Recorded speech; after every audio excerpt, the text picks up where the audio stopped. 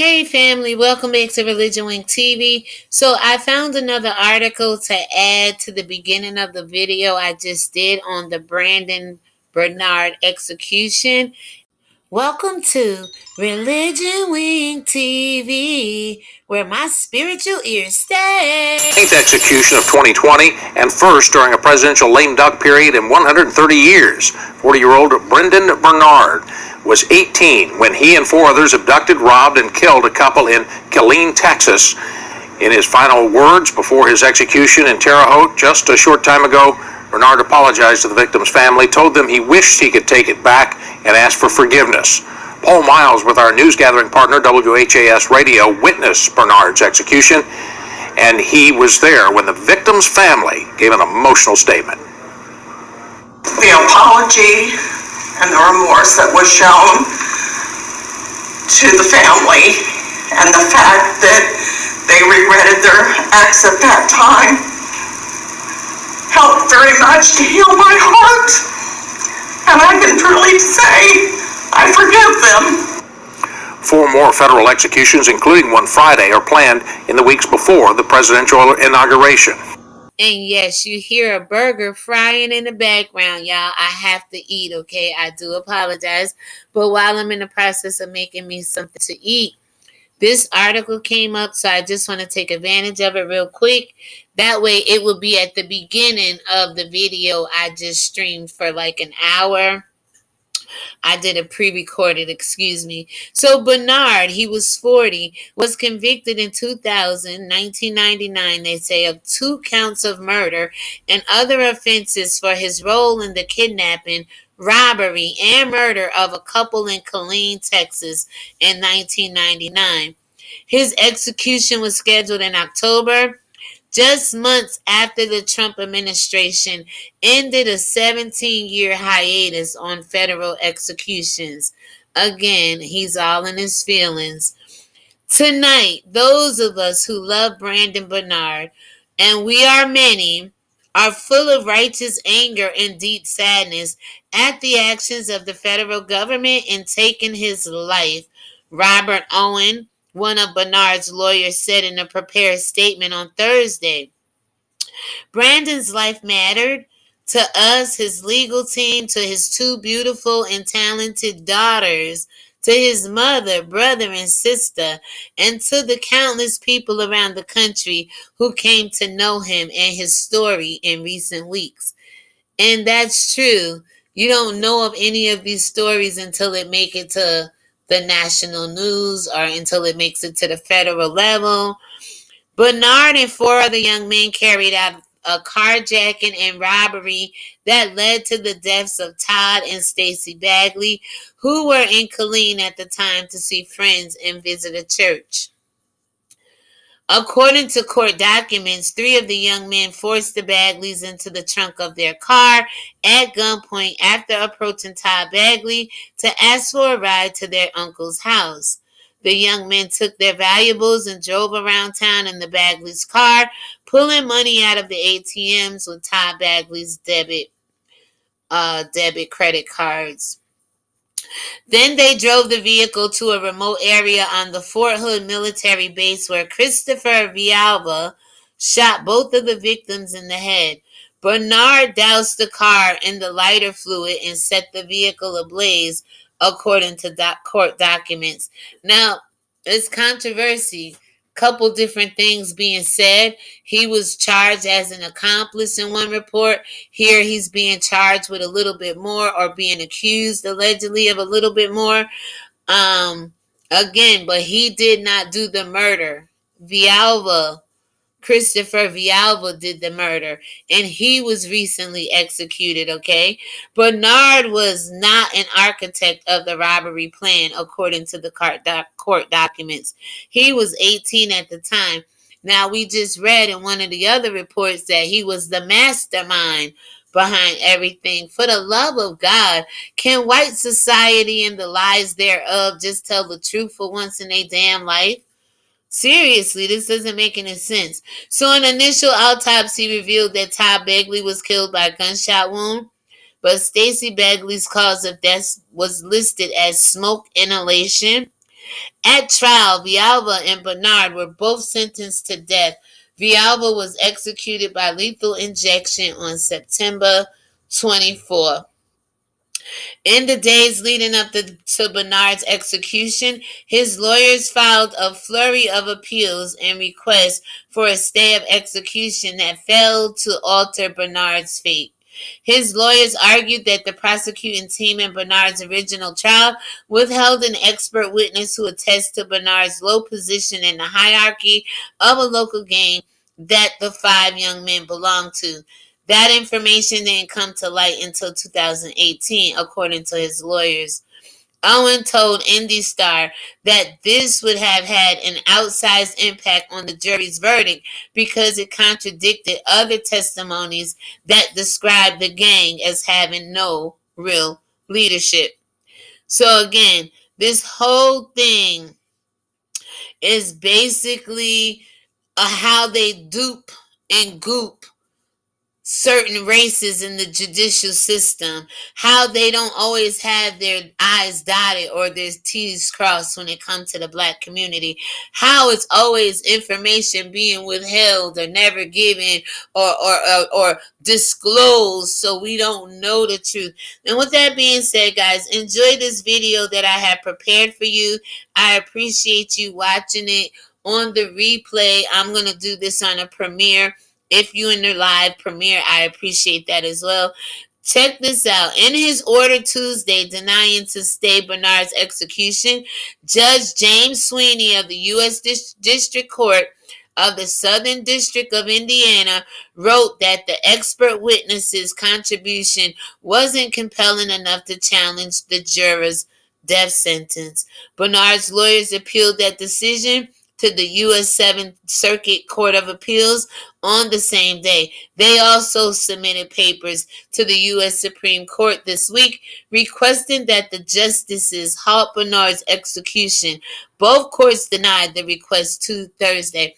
And didn't Donald Trump just appoint somebody to the Supreme Court right before this whole election and everything went crazy?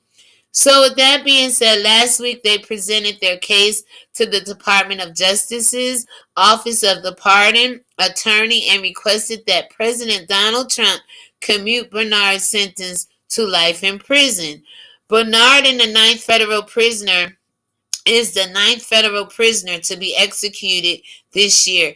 At the time of his death, an online petition asking Trump to remove Bernard from death row have accumulated over 559,000 signatures. And I asked you, was Trump and Biden on that signature?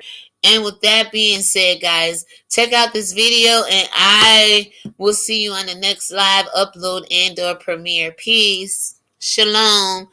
Ashe. Namaste. Assalamu alaikum. Que pasa? What it do, homeboy? However you greet your people, let's begin to greet each other in the name of the Most High God and not with this brotherly kiss, the kiss of death that the Roman Catholic Church have been teaching us to kiss each other with since the days of Jesus, okay? Alright guys, so I would like to introduce you to the Bagleys. This is Todd and Stacy Bagley. It's the family, the couple that was murdered in 1999, allegedly by Brandon Bernard and 4 other young black men. Now basically I want to go ahead and just, give you a little insight on who the couple were. I'm sure to some of you it don't matter because a young black man had his life taken because of it being such an old crime and because of them being such an active, avid church members. You would think the family would have some kind of compassion and understanding on this young black man. Again, it is what it is, people. Sometimes they do, sometimes they don't. But we're going to make a good comparison here. And basically, like I said, I just want to bring light to this couple so we can see what we're dealing with here. Because remember, there's some strange things going on in the earth in these last days. And I believe this is one of them. So they were active in church. The Bagleys were ardent believers in Jesus.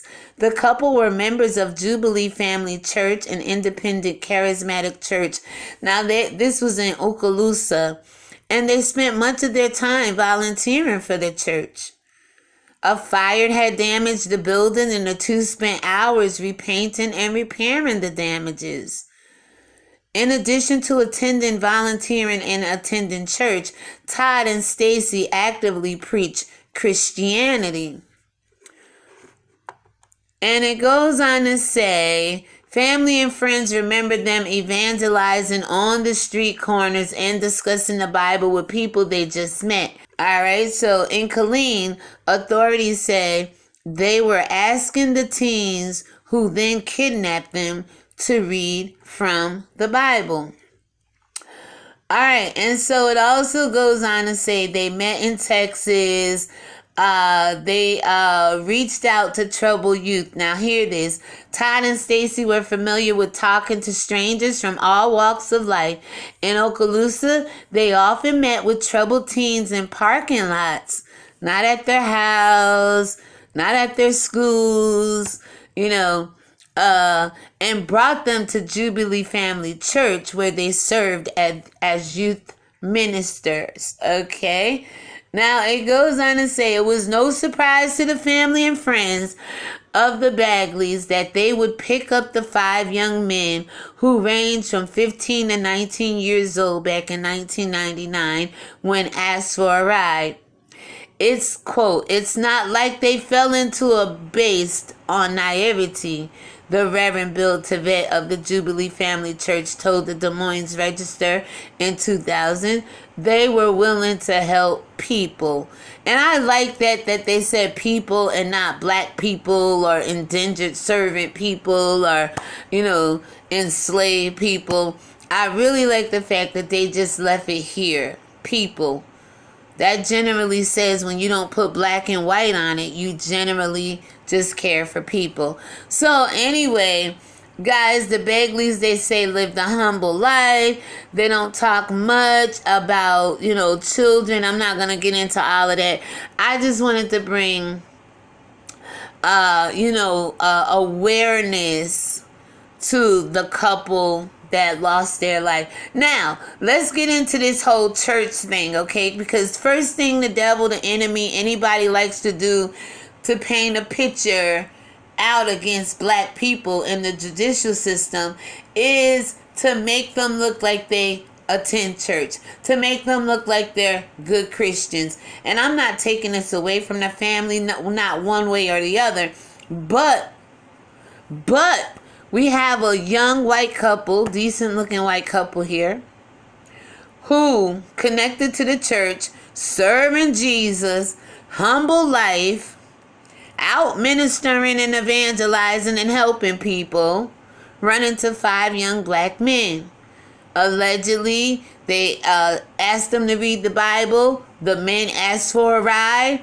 All of a sudden, this couple is put in the back of their trunk and murdered. The evidence showed in other reports we did. This is like the 3rd video working on this case we did today. Basically says that Christopher Villalva is the one who pulled the trigger. So they're guilty by association.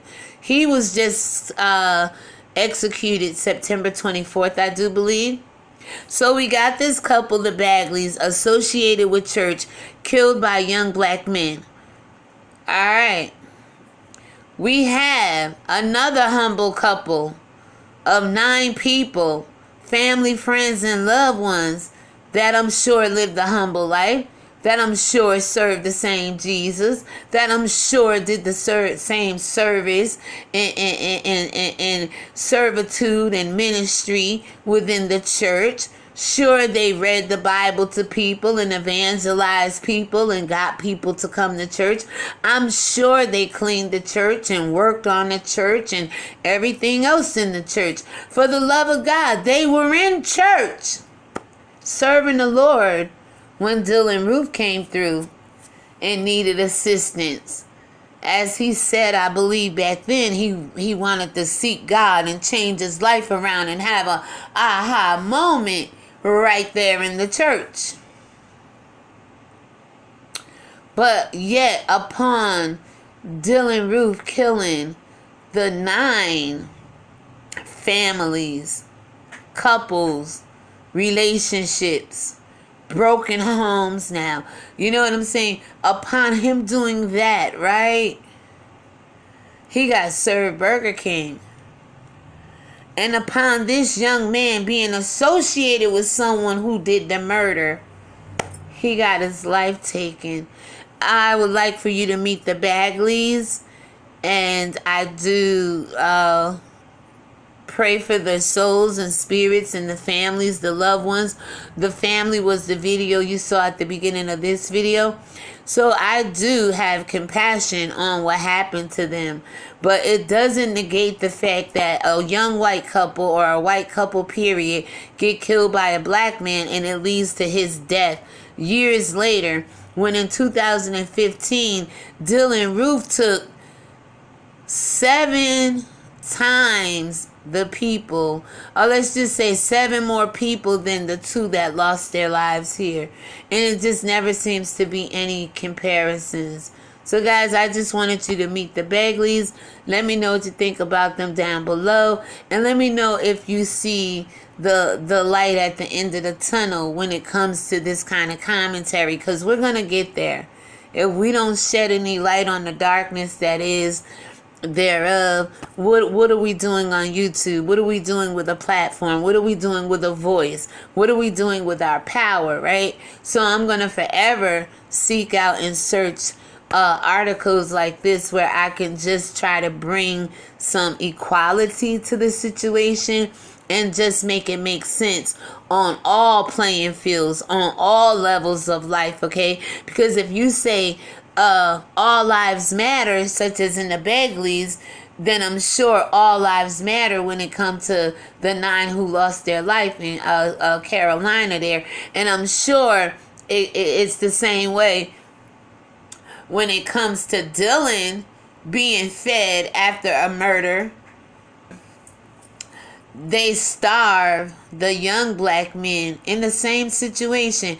Now remember, we talked about this whole death penalty is for those of the worst murders. Well, which murder was worse here? If you had to put it on a scale, you got 5 young black men killing 2 people. You got 1 young white man killing 9. Where is the equality at in that? If there is any. So guys, let me know what you think about this whole entire situation down below. But stay tuned till the end, because their family think this dude, this guy, right? And you gotta hear why. Alright, I'll be right back with the rest of my commentary. Thank you. Hey, Shirley, and welcome back to this part of the commentary. Now, what I basically want to say is this whole thing got kicked off today when the internet was comparing Dylan Roof, who shot up the 9 in Carolina down there, to Brandon Bernard, who was involved with the murder of the Bagleys, okay? So basically, we're talking the execution of a black man to the assassination done by a white man to other black people. All right? You have a black man kill a white couple, white man kill a black couple. Is it a black family of 9, church family of 9? Is there any comparison? According to the American Insane Asylum, which is the American government, they deem these they deem the death penalty by the worst case scenario possible. And there's no equality here whatsoever. But if you had to choose, which one, just let me know down below, is more severe, is worth the death penalty here. A man who admits to shooting 9 people, guilty of it, sentenced to death because of it, or a man that was guilty by association, didn't pull the trigger, didn't do the murder, got charged with an accomplice, and ended up dead. Now, also, we're going to get right into Trump and the family of the Bagleys, because at the beginning of this video, you saw how they outraged the poor and the tears, sympathy from the public. But when black people are murdered, we can't get on camera and cry like that. We look like a fool. We look like we're out here begging for help, pleading for this, pleading for that, and nothing ever gets done. But Trump went on to be thanked by the family for executing Brandon Bernard. Now, with that being said, go ahead and check out this little clip I took from an article, and I will put the link to the article down below so that you see that I'm not telling any lies over here. The family of the Bagleys thanked Trump for calling an executive decision to put a black man to death after almost 20 years being in prison, half of his life. When Dylan Ruth is sentenced to death, but they're saying it takes approximately 20 to 30 years for you even to get to death row. And some are saying, well, in some of the tweets and posts you're going to see coming up, that basically homeboy served his 20 years, so his time is up on death row. With that being said, y'all, let me know what you think about this whole entire unequal, very biased, judgmental, all lives don't matter apparently kind of a situation here when it comes to the American judicial system and the governments thereof. You have to remember there's one that has the government on his shoulders, and that's the one this world don't want you to be in relationship with. And if we got back into relationship with that government instead of the American government, life would be so much better, not only for black people. Hell, once it get better for us, we made it better for the rest of the world, but also for you that wants it better for us, okay? It will get better. Trust me, if I have anything to do with it by the grace of God. And with that being said, shalom, everybody, and I hope you enjoyed this video. Please subscribe down below. Comment on anything I said in this video. If there's something you want to add to the conversation, for the love of God, they tell us not to talk about politics and religion. And they also don't want you to talk about death. And they also don't want you to talk about finances. And they also don't want you to talk about all the things pertinent to your community to help you strive in this land without the say-so of other people dictating your every move. Such as this young man being led to death row and his life taken for a crime the masses and the consensus is saying he didn't even do. So with that being said, is there any fairness at the end of the tunnel? We know there's supposed to be light, but we want justice, equality, and life more abundantly for everybody. Thank you so much. God bless you and have a great day. Peace.